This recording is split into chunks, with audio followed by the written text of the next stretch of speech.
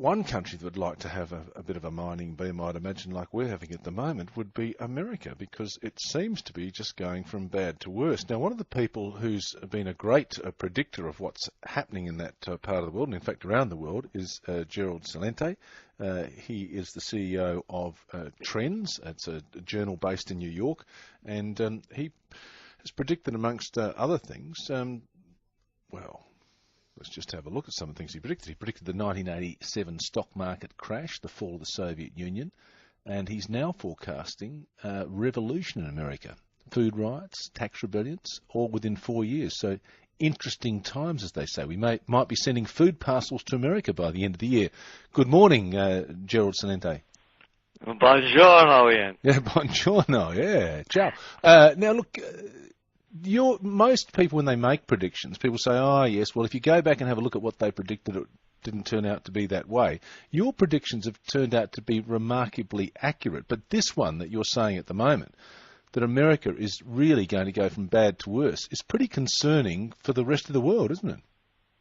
Well, if you even look today, or yesterday actually, at the World Bank, for example, they just came out with their forecast for the year ahead, and they're saying it could be disastrous. And you listen to the end of the year Happy New Year greetings from people such as Merkel and Sarkozy and the Danish Prime Minister, and they're astounding. Here, this is from Angela Merkel, wishing everybody a Happy New Year. This extraordinary crisis, without doubt, the most serious. This is Sarkozy. This extraordinary crisis, without doubt, the most serious one since World War II, is not over.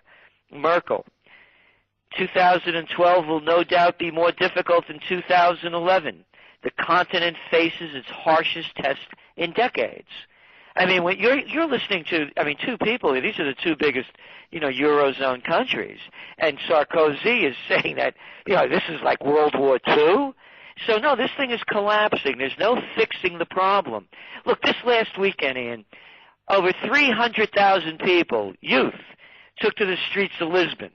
It hardly made the news at all. Gosh. In 11 cities. Mm. And this is going on continually. We have the Occupy movements going on. No, there's no solving this. The gap between the rich and the poor, this is class warfare, and if you want to know a good entrepreneurial opportunity for 2012, it's going to be guillotines, I could tell you. People have really had it. I'm talking to Gerald Celente about some of the trends that are predicted for 2012.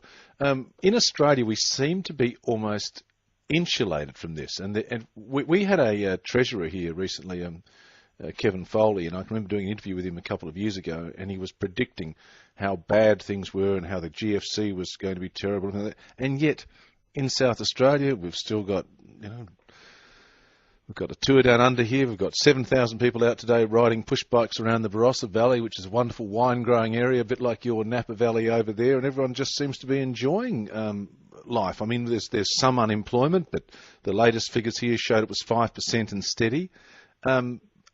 Are we going to be able to, in Australia, simply avoid this because we're linked in with China, and therefore you could watch Europe and America collapse and we'd be okay?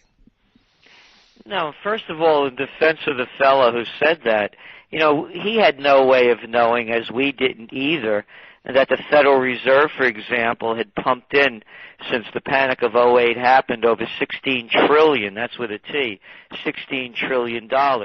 He had no way of knowing that the European Central Bank would abrogate the Maastricht Agreement and bail out countries that are failing, and also buy their bad bonds. So, and he didn't know that the Chinese, for example, would spend well over $1 trillion US to keep pumping up their economy when it began to collapse. So is Australia going to be hit? Here's the way we see it. When the Europeans and the Americans stop buying, the Chinese stop making, and the Indonesians and the Vietnamese.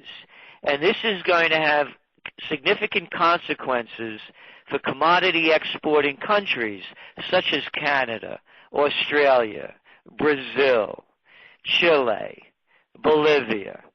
So yes, it's all tied together because the financial turbulence in China, when it hits China, is going to be felt around the world. And China, by the way, we just saw their annualized GDP. It's the lowest in 10 quarters. And they're looking at an even lower one. It's at 8.9%.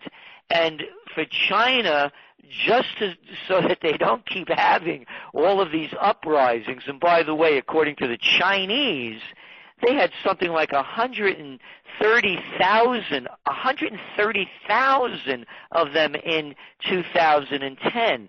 Those are the latest numbers. So yes, this is all connected.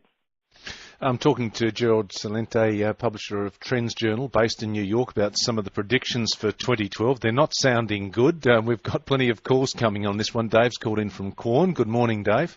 Morning, mate. Good morning, Gerald. Yeah, good on you, mate. Rick, keep pushing it. What you said about the world falling apart is true. The only problem with Australia is we're so apathetic.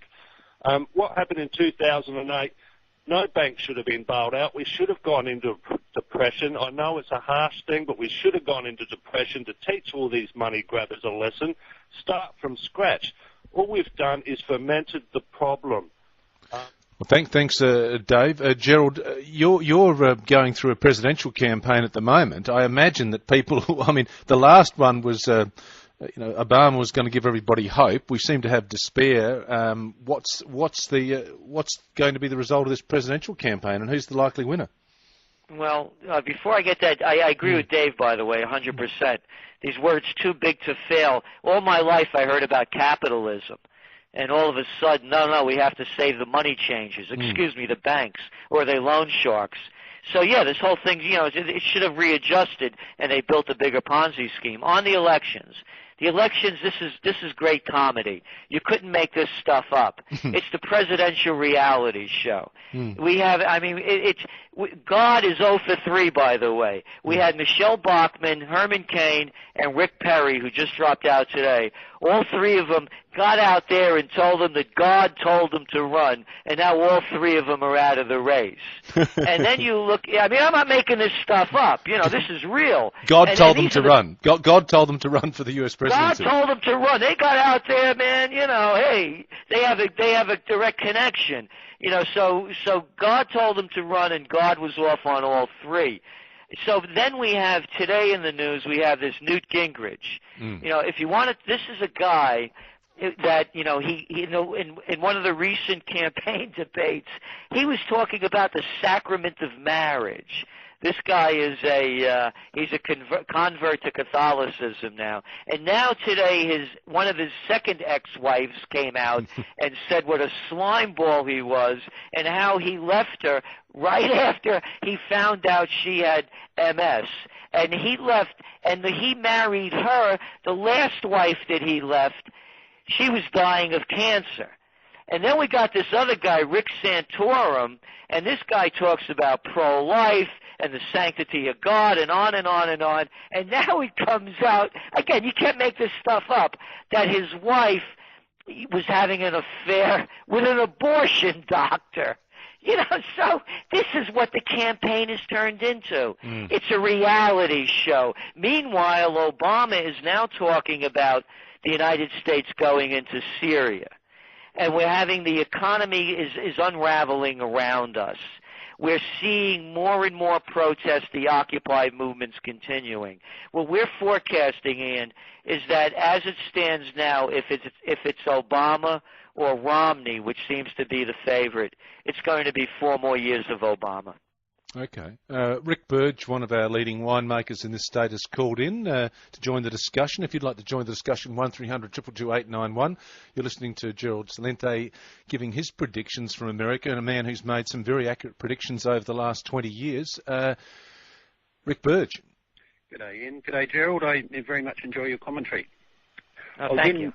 I was in Hong Kong late last year, and after a tasting, chatting with some money people, JP Morgan apparently have done some long-term forecasting, and they think that 2014 is going to be the big crunch year when the world topples over again.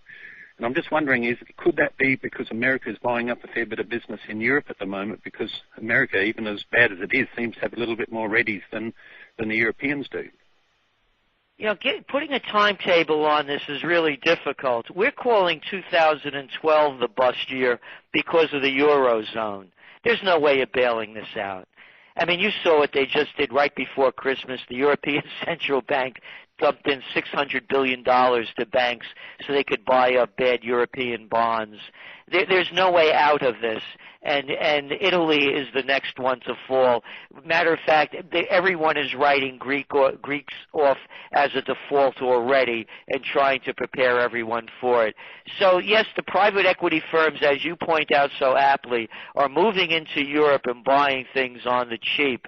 And that's the way that people, the J.P. Morgans and the others, as I call them, the money junkies, look at these things as buying opportunities.